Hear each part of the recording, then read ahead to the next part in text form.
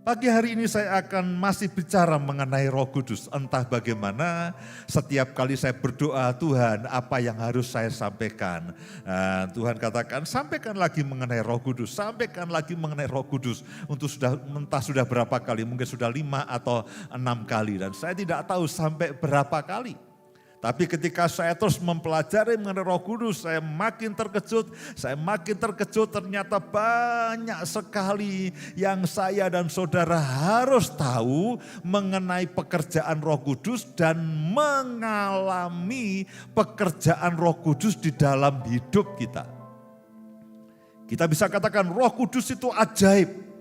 Roh Kudus itu luar biasa, pengurapannya itu dahsyat. Oh ya. Tapi bagian yang terpenting adalah ketika keajaiban Roh Kudus, ketika pengurapan Roh Kudus itu terjadi dalam kehidupan saudara dan saya. Kalau minggu-minggu lalu saya bicara mengenai pengurapan, mengenai materai, mengenai jaminan, mengenai Roh Kudus yang dijanjikan oleh Yesus dan sebagainya, mengenai Roh Kudus yang diutus oleh Bapa dan apa yang bisa dikerjakan oleh Roh Kudus di dalam kehidupan manusia. Dan pada pagi hari ini saya akan bicara secara spesifik Roh Kudus dalam hidup kita. Bukan sekedar Roh Kudus yang luar biasa, tapi Roh Kudus dalam hidup kita. Jadi penekanan firman pada pagi hari ini adalah dalam hidup saudara dan saya, apa yang Roh Kudus bisa kerjakan, dan apa yang Roh Kudus sudah kerjakan, dan apa yang Roh Kudus akan kerjakan dalam kehidupan saya dan saudara. Bapak, Ibu, dan semua saudara yang hari-hari ini sedang mengalami pergumulan.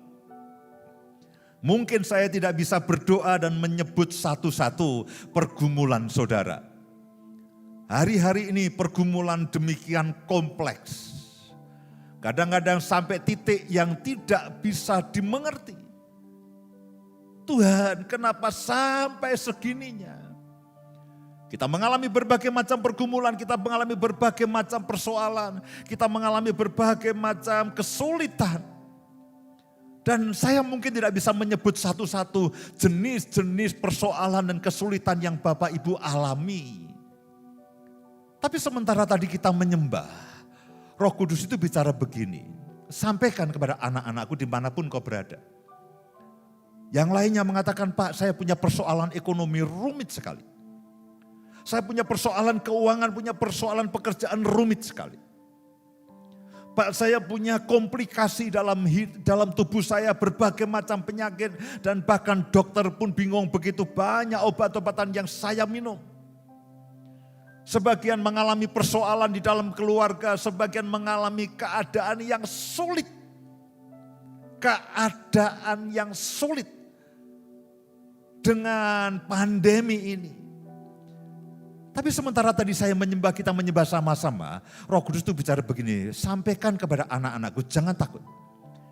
Karena engkau semuanya akan mengalami satu perjalanan iman dan Roh Kudus akan menolong saudara dan saya, akan memberikan jalan keluar, akan menolong saudara dari situasi-situasi yang tidak terbayangkan, akan menolong saudara dari situasi-situasi yang rumit, yang saudara mungkin bertanya, jalan keluarnya bagaimana? Nah, hari-hari ini ketika saudara nanti mendapatkan pengertian tentang Roh Kudus, saudara akan mengalami pimpinan Roh Kudus. Saudara secara pribadi akan mengalami pengalaman hidup bersama dengan Roh Kudus. Nah, itu adalah poin penting. Roh Kudus katakan, aku akan menolong setiap anak-anakku secara pribadi untuk menolong mereka terlepas dari semua situasi yang rumit, yang membelit mereka. Saudara akan mengalami pertolongan Roh Kudus pada hari-hari berikutnya ini. Tadi pagi saya agak galau, saudaraku. Saya agak galau, sejujurnya saya agak galau. Bahkan ketika tadi saya di sini saya agak galau karena tadi pagi saya mendengarkan satu kabar sedih. Ada suami istri yang saya kenal baik. Suami istri saya kenal baik. Dan pada masa-masa di mana saya kecil, SD, SMP, suami istri ini adalah pembimbing rohani saya. Pembimbing rohani saya. Kami banyak bergaul dan kami karib sekali. Saya karib sekali dengan suami istri. Beberapa hari yang lalu suami istri ini terpapar COVID. Sudah lanjut usianya. Jadi dua-duanya terbaring di rumah isolasi mandiri. Sang ibu sudah lebih baik. Sang bapak belum membaik. Hari-hari ini kami sedang berdoa untuk suami istri ini. Saya tidak tahu kabar yang lainnya. Tiba-tiba pada pagi hari ini masuklah kabar. Anak pertama dari suami istri ini. Tadi pagi jam 5 lebih meninggal karena virus COVID. Saya lemes, saudaraku. Tuhan, kenapa situasinya menjadi rumit begini? Rumit sekali. Nah, sekarang orang tidak berani memberitahukan kabar ini kepada suami istri ini. Karena takut. Kalau dia mendengar bahwa anaknya yang pertama sudah pulang ke rumah bapak pada pagi hari ini, ketakutannya adalah kalau tiba-tiba syok dan lalu sedih dan itu akan mengganggu akan proses penyembuhan mereka. Jadi sampai hari ini, sampai tadi pagi belum tahu caranya bagaimana memberitahukannya.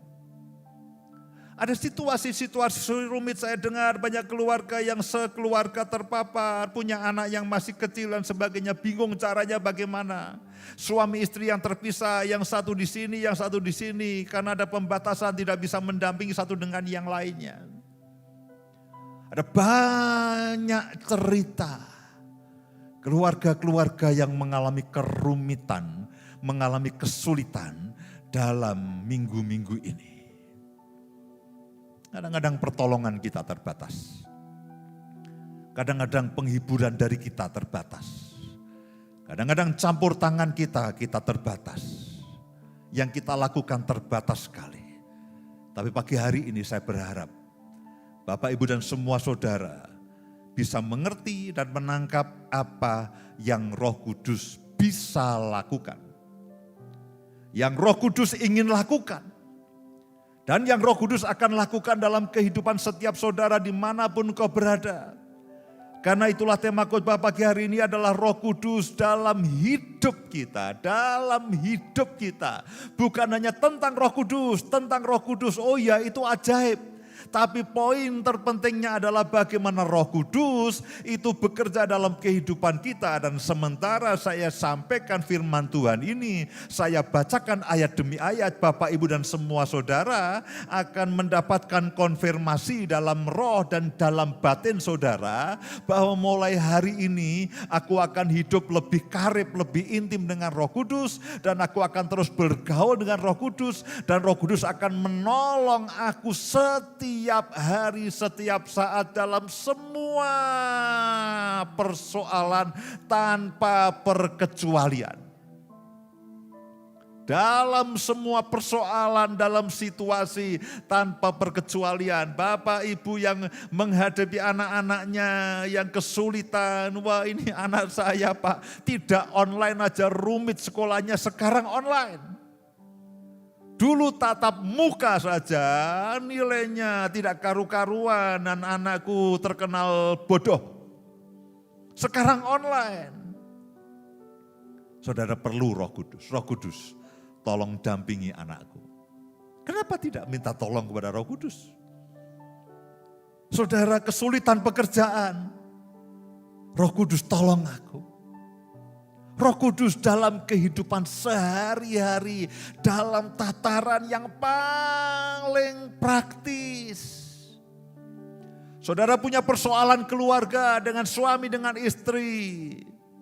Sebelum saudara pergi kepada konselor, Roh Kudus itu konselor agung kita.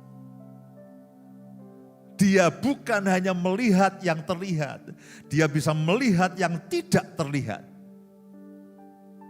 Kalau kita nasihati suami atau istri kita, belum tentu terima. Belum tentu terima. Ya, saya kalau mau menasihati Bu Indah itu ancang-ancangnya itu kadang-kadang berhari-hari, saudaraku. Mencari momen yang paling pas. Betul Bu Indah ya? Saya kalau mencoba memberikan usulan kepada beliau ini dengan hati yang gentar dan takut. Karena punya potensi salah paham. Nah kalau salah paham saya yang susah.